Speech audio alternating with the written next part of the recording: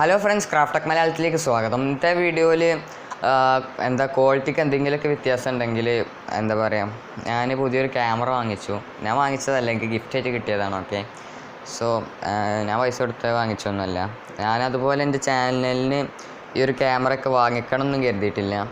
ഞാൻ എൻ്റെ മൊബൈൽ വെച്ചിട്ട് തന്നെ മുന്നോട്ട് വീഡിയോ ഷൂട്ടിട്ടൊക്കെ മുന്നോട്ട് പോകാമെന്ന് കരുതി. പക്ഷേ ക്യാമറ ഗിഫ്റ്റായിട്ട് കിട്ടിയപ്പോൾ ഞാൻ അതിൻ്റെ ഒരു റിവ്യൂ ഇടാൻ, അല്ലെങ്കിൽ അതൊരു അൺബോക്സിങ് എന്ന രീതിയിലായിട്ട് നമ്മൾ കിടക്കുന്നില്ല, എന്നാൽ ജസ്റ്റ് ഒന്ന് പരിചയപ്പെടുത്താനായിട്ട് വന്നതാണ്.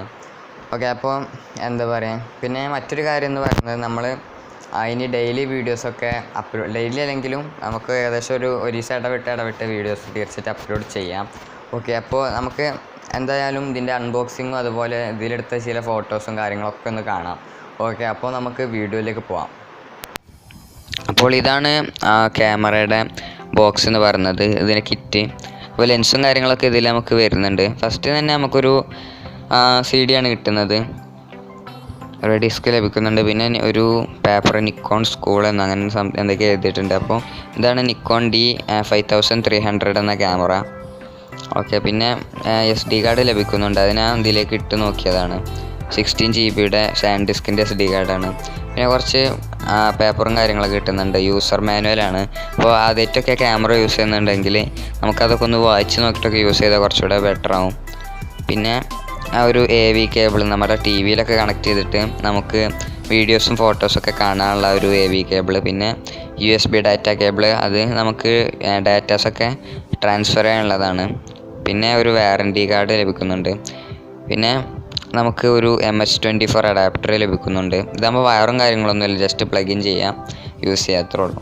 പിന്നെ നമുക്കൊരു ലെൻസാണ് ലഭിക്കുന്നത്. ക്യാമറ ഇതിൽ നിന്ന് എടുത്താണ്. നേരത്തെ പറഞ്ഞ പോലെ വലിയ അൺബോക്സിങ് ആയിട്ടൊന്നും ചെയ്യുന്നില്ല.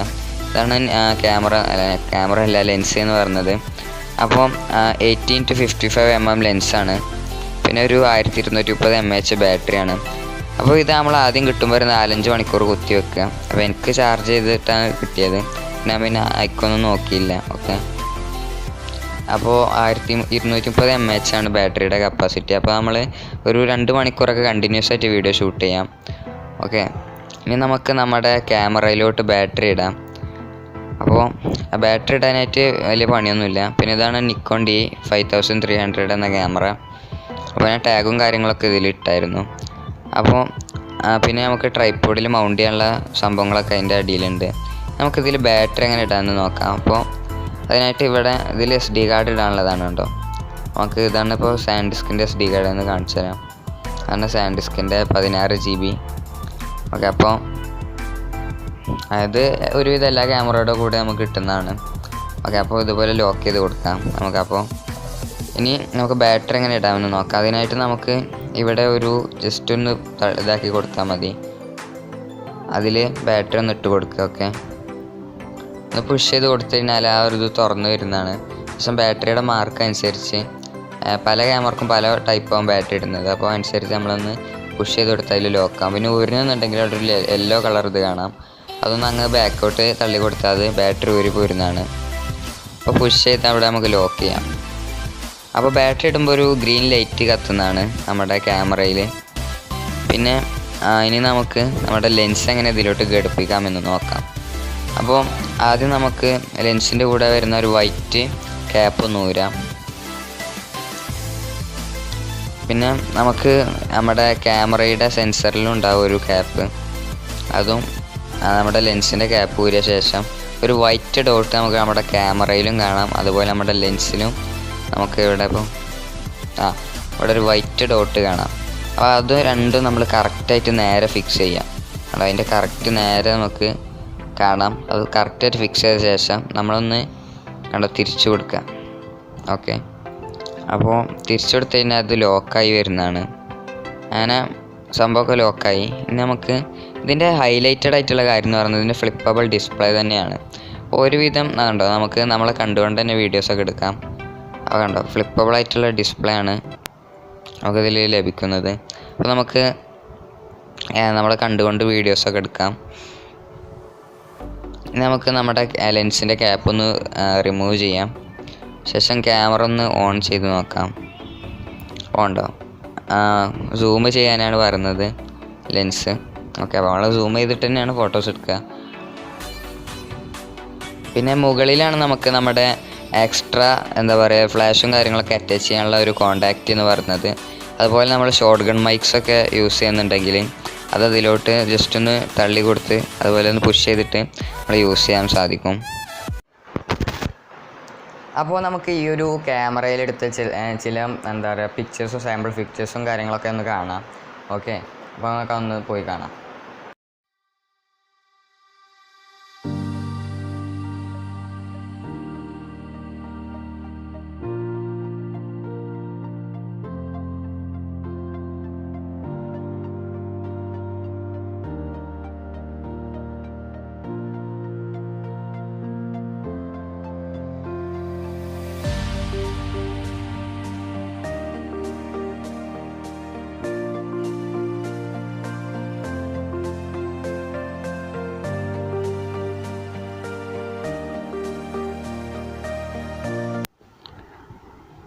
ഒരുവിധം ബഡ്ജറ്റിലുള്ളൊരു ക്യാമറ തന്നെയാണിത്. അപ്പോൾ നമുക്ക് ഒരു ഫോട്ടോഗ്രാഫിക്കും അതുപോലെ യൂട്യൂബേഴ്സിനുമൊക്കെ യൂസ് ചെയ്യാൻ പറ്റും നല്ലൊരു ക്യാമറ തന്നെയാണ് നിക്കോണിൻ്റെ ഈ ഒരു D5300 എന്ന് പറയുന്ന ക്യാമറ. അതുപോലെ ഫ്ലിപ്പബിൾ ഡിസ്പ്ലേ ആണ്. അതുകൊണ്ട് നമ്മളിപ്പോൾ ഒറ്റയ്ക്കാണ് വീഡിയോ എടുക്കുന്നതെങ്കിലും നമുക്ക് സുഖമായിട്ട് നമ്മുടെ ഒരു ഭാഗത്തേക്ക് തിരിച്ച് വെച്ചിട്ട് നമുക്ക് നമ്മളെ കണ്ടുകൊണ്ട് തന്നെ വീഡിയോ എടുക്കാം. ഇപ്പോൾ നമ്മൾ അതിൻ്റെ കറക്റ്റ് സൈഡിലാണ് എടുക്കുന്നതെല്ലാം നമുക്ക് അറിയാൻ പറ്റും. പിന്നെ അതുപോലെ ഒരുപാട് ഫീച്ചേഴ്സ് ഈ ഒരു ഇതിനുണ്ട്, ഈ ഒരു എന്താ പറയുക ക്യാമറയ്ക്ക് എന്ന് പറയുന്നത്. അതുപോലെ തന്നെ 80 to 55 mm ലെൻസാണ് ഇതിൽ കിട്ടുന്നത്. അപ്പോൾ നമ്മൾ ഹൈ ബ്ലറും അതുപോലെ നല്ല സൂമും കാര്യങ്ങളൊക്കെ കിട്ടണമെന്നുണ്ടെങ്കിൽ നമ്മൾ കുറച്ചുകൂടെ പൈസ കൊടുത്ത എക്സ്റ്റേണൽ ലെൻസ് വാങ്ങിക്കേണ്ടി വരും. അപ്പോൾ അതൊക്കെ തന്നെയാണ് ഈ ഒരു ക്യാമറയുടെ കാര്യങ്ങൾ പറയാനുള്ളത്. ഓക്കെ,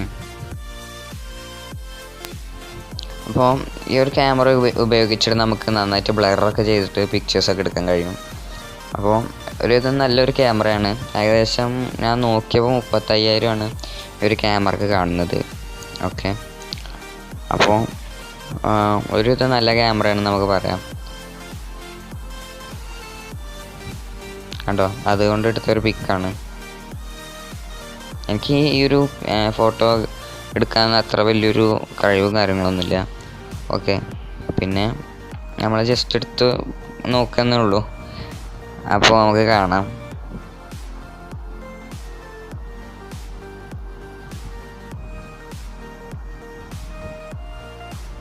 അപ്പോൾ ഒരു ചെടിയെ തന്നെ നമ്മൾ ജസ്റ്റ് ഒന്ന് ഫോട്ടോ എടുത്ത് നോക്കുകയാണ്.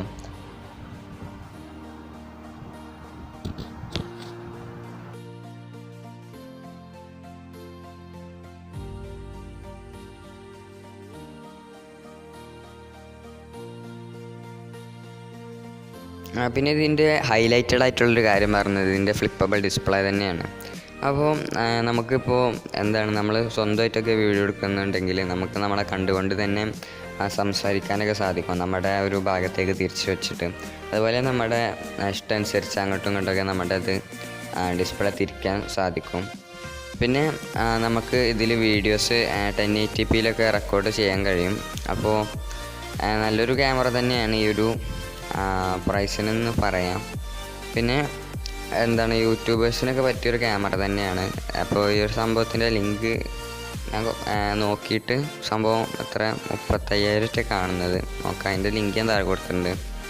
അപ്പോൾ പിന്നെ മുകളിൽ കാണുന്നതാണ് നമ്മുടെ ഈ ഒരു എക്സ്ട്രാ ഫ്ലാഷസൊക്കെ കണക്ട് ചെയ്യാനുള്ള ഒരു കോണ്ടാക്റ്റാണ്. അതുപോലെ ഷോർട്ട് ഗൺ മൈക്സൊക്കെ കണക്ട് ചെയ്യാനുള്ള ഒരു കോണ്ടാക്റ്റ് അല്ല, ഷോർട്ട് ഗൺ മൈക്സിന് കോണ്ടാക്റ്റ് ഒന്നുമില്ല, ജസ്റ്റ് അതിൽ വെച്ച് കൊടുക്കുക അതിനുള്ളതാണത്. അപ്പോൾ നിങ്ങൾ നിക്കോണിൻ്റെ ഫ്ലാഷ് തന്നെ വാങ്ങിക്കുക. ഓക്കെ, അപ്പോൾ നിങ്ങൾ വീഡിയോ ഉണ്ടല്ലോ, അപ്പോൾ ഞാൻ ആദ്യം യൂസ് ചെയ്തിരുന്ന മൊബൈൽ എന്ന് പറയുന്നത് ഇതാണ്, ലാവയുടെ Z90 എന്നൊരു മൊബൈലാണ് ഞാൻ ആദ്യം യൂസ് ചെയ്തിരുന്നത്. ഓക്കെ, അപ്പോൾ ഒരുവിധം എന്താ പറയുക അത്യാവശ്യം ക്യാമറക്കൊക്കെ ക്വാളിറ്റി ഉണ്ട്.